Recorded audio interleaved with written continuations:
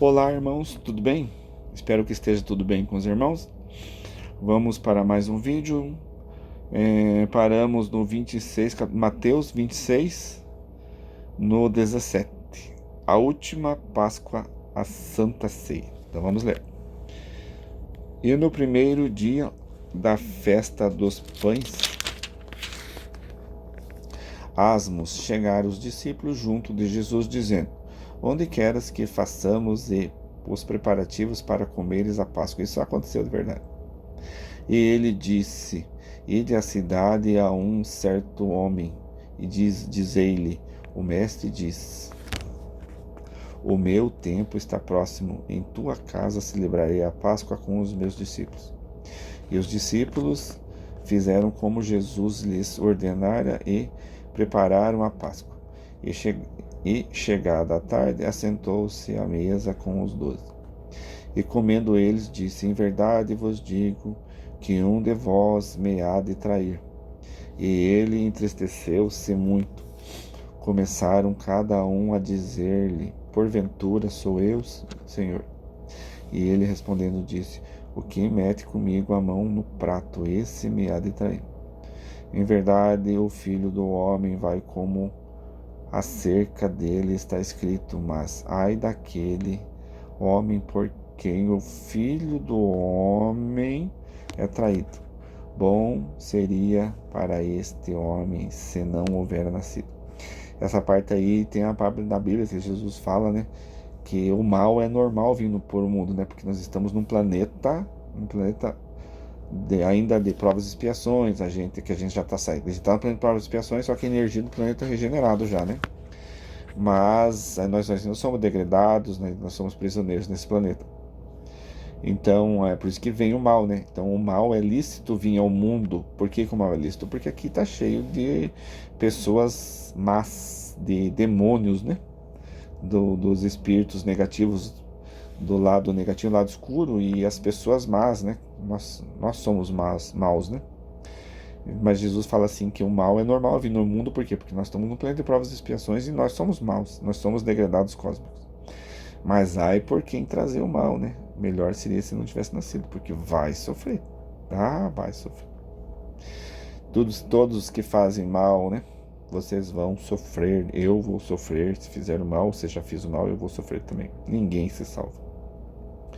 E respondendo Judas, o que traía, disse: Porventura sou eu, Rabi? Ele disse: Tu o disseste. E quando comia, Jesus tomou o pão e, abençoando-o, o partiu e o deu aos seus discípulos e disse: Tomai e comei, isto é o meu corpo. E tomando o cálice, dando graças, deu-lhe, dizendo: Bebei dele todos, porque isto é o meu sangue, o sangue do Novo Testamento, que é derramado por muitos para a remissão dos pecados. E digo-vos que desde agora não beberei deste fruto da vinha até aquele dia em que o beba de novo convosco no reino do meu Pai. E tendo cantado um hino, saíram para o Monte das Oliveiras. Aqui essa parte tem nas cartas de Jesus, e Jesus fala que eles estavam lá realmente assentados, né, nessa ceia, na Páscoa.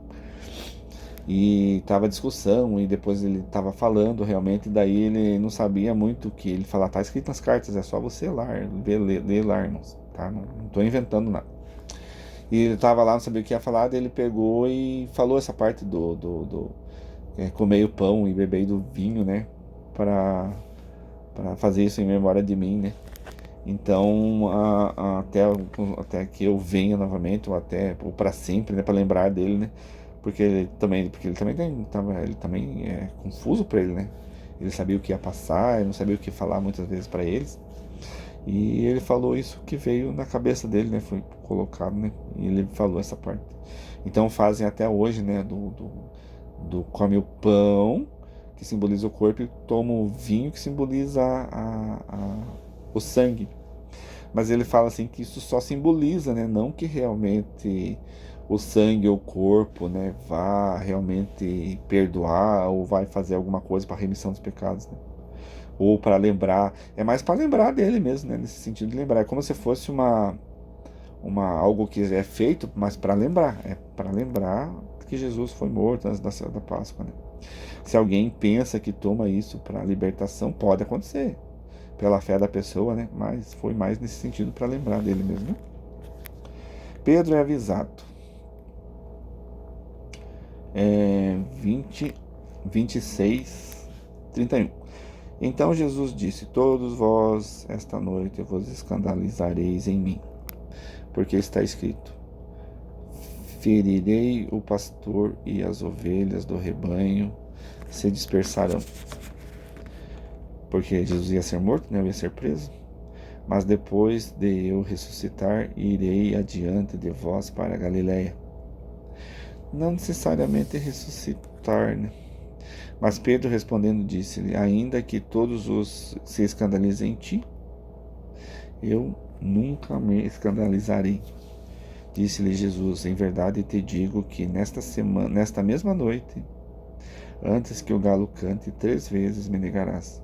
Disse-lhe Pedro: ainda que me seja mister morrer contigo, não te negarei. E todos os discípulos disseram o mesmo.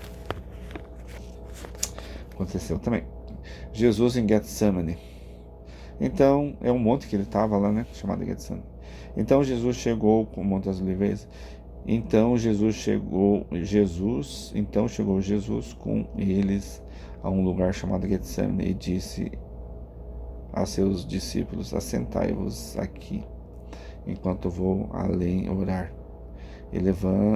Levando consigo Pedro e os 2 filhos de Zebedeu, começou a entristecer-se e a angustiar-se muito.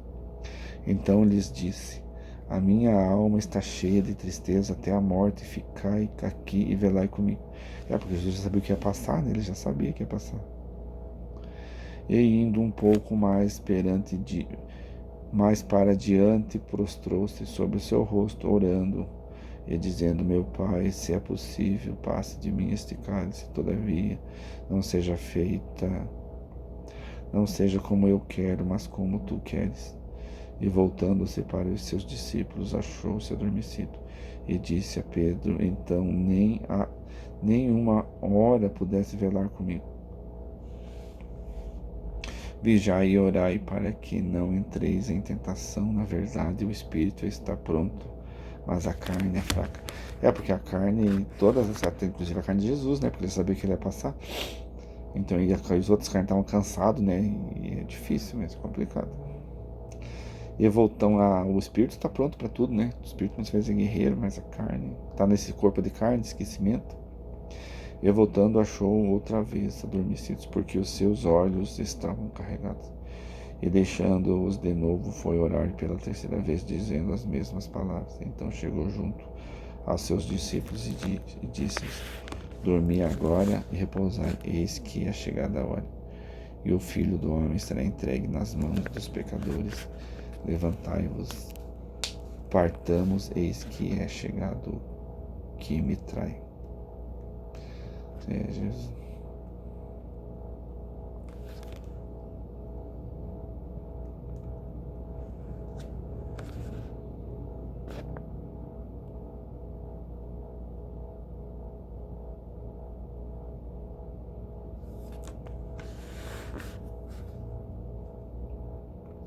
Jesus é preso.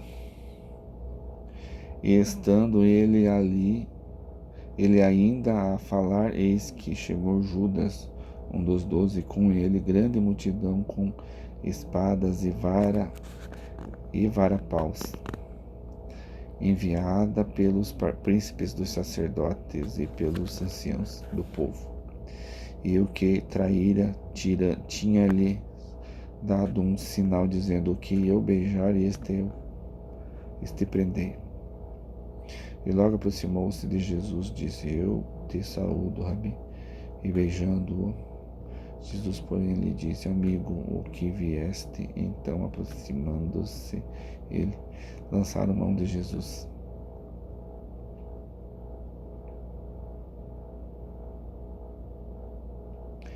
E prenderam. E eis que um dos que estavam com Jesus estendendo a mão, puxou a espada e, ferindo o servo do sumo sacerdote, cortou-lhe uma orelha. Então Jesus disse: mete no seu lugar a tua espada, porque todos os que lançaram mão da espada, a espada morrerão. Aqueles que lutam por revólver morrerão. Aqueles que lutam por espada morrerão. Lutam por mentira morrerão. Por corrupção morrerão. Que é o que vocês vão, para onde é que vai pro umbral, né? Aonde é o lugar que você vai no umbral, na verdade. Ou pensas tu que eu não poderia agora orar a meu Pai e que ele não me daria mais de 12 legiões de anjos? Sim, Jesus faria que quando eles não entenderam, né, as pessoas também não entendem que quando Deus vai à guerra, a guerra de Deus é no amor, né? É na paz, não é a guerra de luta, de sangue, né? Como, pois, se cumpririam as escrituras que dizem que assim convém que aconteça? Então disse Jesus à multidão: saíste como para um salteador, com espadas e varapaus para me prender. Todos os dias me assentava junto de vós, ensinando no templo, e não me prendestes. Mas tudo isto aconteceu para que se cumpriram as escrituras proféticas. Então todos os discípulos deixando-os fugir. Então fugiram, né? Realmente aconteceu isso daí, Jesus foi preso, né? E aí começou o sofrimento. Aí daí para diante vai ter bastante sofrimento, né? Jesus perante o sinédrio e os que prenderam a Jesus. E os que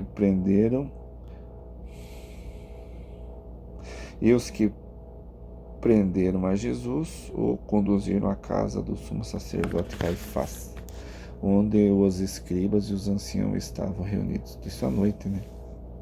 E Pedro o seguiu de longe até o pátio do sumo sacerdote e, entrando, assentou-se entre os criados para ver o fim.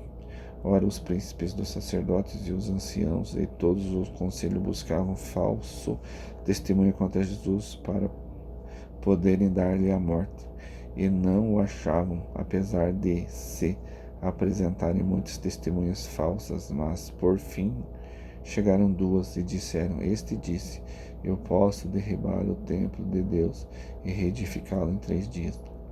E levantando-se o sumo sacerdote, disse-lhe: não respondes coisa alguma ao que estes depõem contra ti? E Jesus, porém, guardava silêncio. E, insistindo, o sumo sacerdote disse-lhe: conjuro-te pelo Deus vivo que nos digas se tu és o Cristo, o Filho de Deus. Disse-lhe Jesus: tu o dizes. Digo-vos, porém, que vereis em breve o Filho do Homem assentado à direita do poder e vindo sobre as nuvens do céu. Então, Jesus está sobre o poder. Aqui ele fala sobre as nuvens do céu. Não sei se Jesus falou nesse sentido de nuvens do céu, porque eu falei que Jesus não vai vir, né? Porque ele já está, né? Ele não vai vir sobre as nuvens do céu, porque ele já está. Será diferente do que está escrito, que eu já falei em outros vídeos. Então o sumo sacerdote rasgou os vestidos, como eles faziam na época, né? Não tinham o que fazer, ficou rasgando vestido, porque estavam brabinhos, né? Dizendo: blasfemou, para que precisamos ainda de testemunhas, eis que bem ouvistes agora a sua blasfêmia. Que vos parece? E eles responderam e disseram: e o réu é de morte.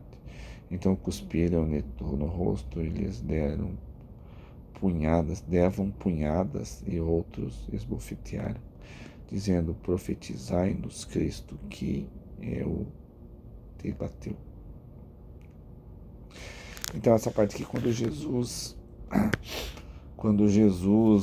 foi preso, nessa noite que ele foi preso, ele teve essa parte ali, que não foi um julgamento, né, mas ele teve essa parte aí com Caifás, segundo canalização de Jesus, né, na casa plataforma de oração. Jesus ficou alguns dias ou algum tempo ali com eles, não dá para precisar quanto, né, Mas Jesus ficou um tempo com eles, e eles ali, esses soldados deles mesmos, de Israel ali mesmo, da Palestina, eles mesmos, eles fizeram ele andar por cima de fogo, de brasa quente, queimaram os pés dele, arrancaram dentes de Jesus e arrancaram unhas de Jesus. Bateram bastante em Jesus. Sem ter julgamento, sem nada, né? Só pelo fato de bater, de judiar de Jesus. E para ele profetizar e não sei o que lá, e faziam escândalos em cima de Jesus, né? Então, assim que foi nesse primeiro, antes de ser apresentado lá para o povo romano, né? Antes de ser apresentado. Só para os irmãos ver que eles queriam mesmo, né? A raiva deles era tanta que eles queriam judiar mesmo. Porque o mundo aqui é governado pelo maligno, né? Pelas trevas, né? E todos são governados pelo...